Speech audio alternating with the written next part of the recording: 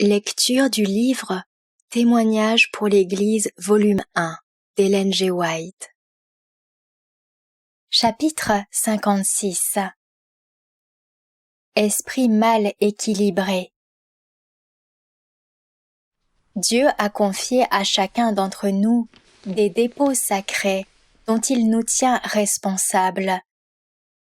Il désire que nous cultivions notre esprit afin que nous soyons aptes à faire fructifier les talents qu'il nous a donnés.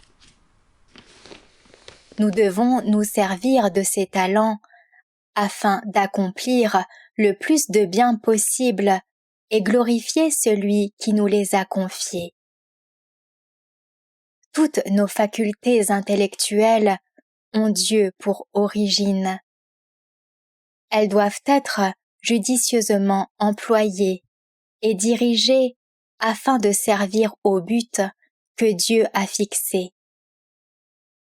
Une telle discipline permettra le déploiement des énergies de l'âme et l'épanouissement de chaque faculté. Notre vigueur intellectuelle en sera accrue et le but atteint. Beaucoup de gens ne font pas tout le bien qu'ils pourraient parce qu'ils exercent leur intelligence dans une seule direction et négligent les activités pour lesquelles ils ne se sentent pas aptes.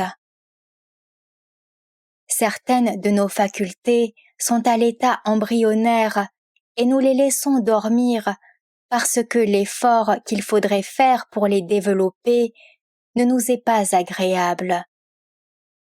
Mais il faut que nous cultivions notre esprit. Pour que celui-ci soit équilibré, il est nécessaire que l'observation, le jugement, la mémoire, les capacités de raisonnement soient également exercées. Si nous négligeons telle faculté au profit de telle autre, le dessein de Dieu ne s'accomplit pas entièrement en nous, car toutes nos facultés sont interdépendantes et réagissent l'une sur l'autre dans une grande mesure. L'une ne peut s'exercer efficacement sans le secours des autres, sinon l'équilibre n'est pas assuré.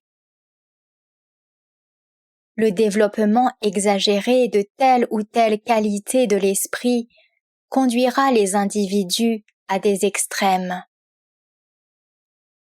Il est des gens dont l'intelligence est atrophiée et sans équilibre. Tous les esprits ne sont pas d'ailleurs identiquement constitués.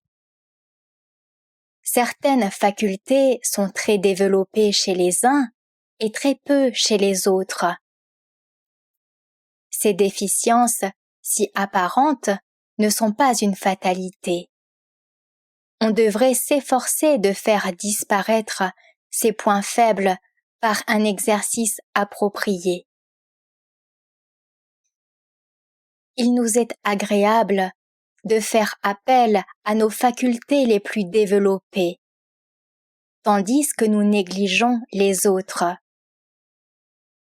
Mais il nous serait plus profitable d'exercer avec soin ces dernières, afin que nous soyons en possession d'un esprit équilibré, dont chaque rouage, bien réglé, fonctionne à son tour. Nous sommes responsables devant Dieu à cet égard. Si nous ne tendons pas à ce plein épanouissement intellectuel, nous n'atteindrons jamais le but qui nous a été fixé. Or, nous n'avons pas le droit de laisser de côté aucun des talents que Dieu nous a impartis. Nous voyons tout autour de nous des gens atteints de monomanie. Ils sont souvent très capables, mais sur un seul point. Ils n'ont développé qu'un côté de leur esprit, allant ainsi jusqu'à l'épuisement et au naufrage de la personne tout entière. Une telle conduite n'a pas contribué à la gloire de Dieu. Si l'intelligence avait été développée harmonieusement, elle se serait maintenue saine parce qu'elle n'aurait pas fait sans cesse appel à la même faculté au détriment de celle-ci. Les prédicateurs devraient être sur leur garde afin de ne pas substituer leurs plans à ceux du Seigneur. Ils courent le danger de limiter l'œuvre de Dieu à leur propre horizon en travaillant toujours dans les mêmes localités et en n'accordant pas aux différentes branches de l'œuvre l'intérêt qu'elles méritent. Certains d'entre eux concentrent leur esprit sur un sujet à l'exclusion de tout autre. Ils sont les hommes d'une seule idée. Toute leur force se porte sur un seul sujet. Ils perdent de vue toute autre considération. Leur thème favori occupe sans cesse leur pensée et revient continuellement dans leur conversation. Chaque fois qu'il se présente un argument à l'appui de leur thèse, ils s'en saisissent et en parlent si longuement qu'on se fatigue à les écouter. On perd fréquemment son temps en explications sur des sujets sans importance réelle et qui ne nécessitent pas de longues démonstrations. Les réalités vitales devraient être mises en valeur au moyen de tous les arguments qui peuvent souligner leur importance. La puissance de concentration sur un seul sujet est jusqu'à un certain point une qualité. Mais l'exercice constant de cette faculté fatigue les organes qu'elle met en jeu, jusqu'à les épuiser, de sorte qu'on ne peut accomplir tout le bien que l'on devrait. En outre, toutes les parties du cerveau ne sont pas soumises à un exercice indispensable à la santé, et en conséquence, la vie est raccourcie. Toutes les facultés devraient avoir leur part de travail, s'équilibrant harmonieusement l'une l'autre. Ceux qui concentrent toute la force de leur esprit sur un seul point sont déficients sur d'autres par le fait que leurs facultés ne sont pas également exercées. Leurs sujets favoris captivent leur attention et ils vont toujours plus loin dans le même chemin. Au fur et à mesure qu'ils sont intéressés et absorbés, ils découvrent de nouvelles connaissances et de nouvelles lumières. Mais bien peu de gens peuvent les suivre, à moins de considérer le même sujet avec une égale intensité de pensée. De tels hommes courent le danger d'enfouir la semence de la vérité si profondément que la jeune et précieuse pousse n'arrive jamais à la surface. Certaines personnes se livrent à des travaux difficiles qui ne leur ont pas été demandés et qui ne seront jamais vraiment appréciés. La faculté de concentration ne doit pas être surestimée, sinon l'esprit manquera d'équilibre. Il en sera comme d'une machine dont seuls certains rouages travaillent sans cesse. Une partie du mécanisme se rouille, tandis que l'autre s'use exagérément.